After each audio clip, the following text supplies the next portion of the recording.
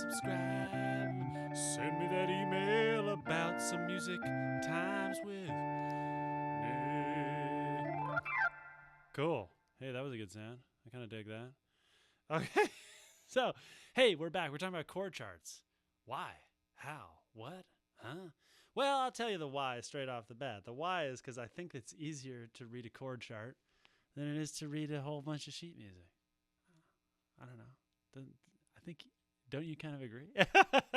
It depends. Maybe you've trained yourself to meticulously read music just like that, just like a sight-reading wizard.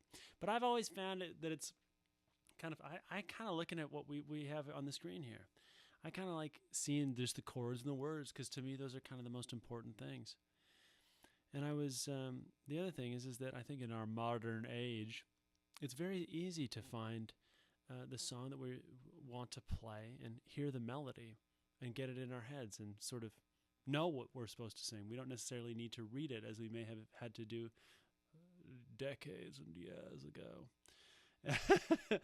So I think that we're kind of in an interesting place where I certainly would recommend you learn how to read sheet music. I actually love to read sheet music. I love to read any music because I just love to analyze it and to figure out what's going on and for any clues to help me. But what I'm here to try to do is to try to get you to play a song right now. I want to play songs right now. I want to have fun playing music, and I think it's a lot easier than people maybe realize. And so I'm doing it on the keyboard because I kind of injured my shoulder, and so I've been having to, rather than play guitar, play the keyboard in my guitaristic way, where I have all these different shapes that I'm using, and so I'm trying to go through some songs here to show you how I might do that. Okay, and so there's other videos on my channel about finding some of these chords that I'm using. Okay, and so what I've done here is I've called up a song by this singer called Michael Jackson. You may have heard it. He's the one who says he, as you can see at the top of there. Oh, go on, girl. Now, how am I supposed to interpret this? Well, like I was saying, I think you know that that's supposed to be like a right? You know how it's supposed to sound, and you can decide whether you would like to engage in a he or not. Now, these other chords here, though, these other things are a little bit more open to interpretation, I suppose, right? The lyrics are what they are. The melody is what it is. But those chord symbols or, chord names, they are a little bit more interpretable, right? Which is where my whole concept comes in. So, for instance, I see that the first chord that I have there is an E. So I'm going to play, well, you know what? I'm going to play an E, right? I guess that's what they want me to do, right? I would try to find a he against that go on girl of someone. Hey, pretty baby with a... Hey, pretty baby with a... Well, that kind of sounds okay to me. I know. But, that sounded like I could sing the song. I was having fun. But now I see, okay, but it says E. Now, I only played E, but surely there's more that I can do than just play the note E, right? Well, it wants me to play an E triad, okay? It wants me to play an E major triad. And, look at that. It doesn't, it thinks that that's an E flat, when really it's supposed to be a G sharp here. I'm going to do everybody a solid and make sure that it's giving us the right key information here. Okay.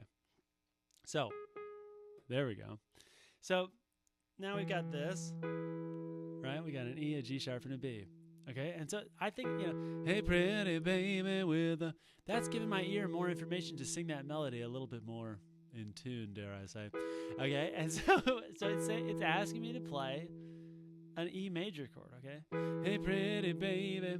And then it says D/E. Now we're going to get into the weeds here, people. Now, it wants me to play a D major chord. That's why I put the letter D first. A D major chord is a D, an F sharp, and an A, okay? It's almost the exact same shape if you look at the keys that I'm using. Right? I'm using the same shape, okay? Now, that second note, that /E, what that means is that it wants me to keep playing my E bass note. That's what it's asking for, okay?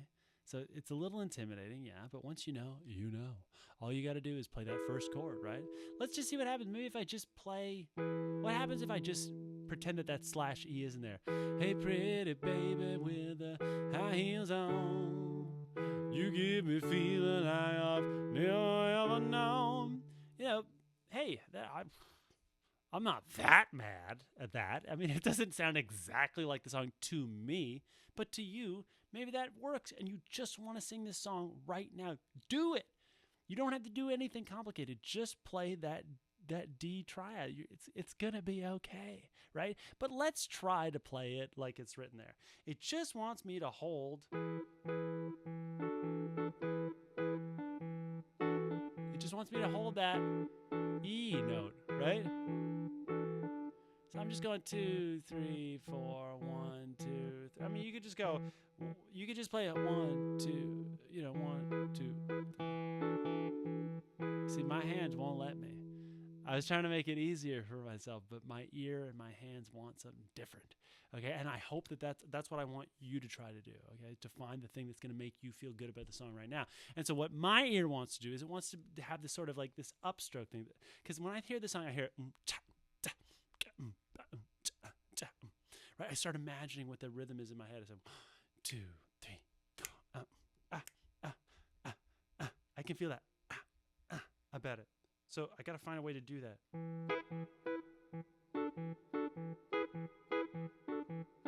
Hey, pretty baby with the high heels on, you give me fever like I've never ever known. You're just a product of loveliness. I like the groove of your walk, your talk, your dress. What am I doing? 1 and 2 and 3 and 4 and 1 and 2 and 3 and 4 and that's all I'm doing. 1 and 2 and 3 and 4 and 2, 3. Just back and forth on those notes, okay? That's just something I just kind of felt that out about the way that the song wanted to work. Now, I can see that the chords aren't going to change up here, okay? So here, we may as well try to do this next part, right? So let's see how it sounds if I just play the chords. I like the feeling you're giving me. Hold me, baby, oh, wait a minute, did I get that right? Sorry, let's try that again. I feel your fever from miles around. I'll pick you up in my car and we'll paint the town. Just kiss me, baby, tell me twice. Now wait a minute. I sang the wrong words because I just have it so in my head, right? I just love this song, right? That's why I want to play it. I think you're probably going to be the same. If you like a song so bad, it's going to be stuck in your head, right? But hey, that time I just kind of played like, what were those? Whole notes? 2, 3, 4, 2, 3, 4. Yeah, I was just playing the whole notes and no one was mad at me. My voice was functioning on it. It sounded good, right? Like it didn't, there was no problem. I was just able to play big whole notes. I didn't even need to add any rhythm and it still felt good. It still felt like the song, okay? So the reason why I like these chord chart things is because they force you. Well, they don't force you to do anything. That's kind of the beauty of it. But they make you reckon with your inner ear. What is it that you need to hear to make the song work? And that's actually the most important thing. You can have all the people be like, well, he didn't play the other bit. I wanted to hear that other bit. Well, that's fine. I mean, they can play the song if they want. But like, I'm trying to have a good time and just play. And so if it's working for me, then it's working, right? So I'm going to keep doing more of these chord chart things. Again, I should really thank the people at Ultimate Guitar. I've been using their stuff for like 25 years or something like that. Like, they're just a fantastic thing. So, if you type into Google the song you want to play with chords, I'm sure that they're going to be one of the first things that comes up. And it's really good way to engage with music using these chord charts because there's not really an answer there.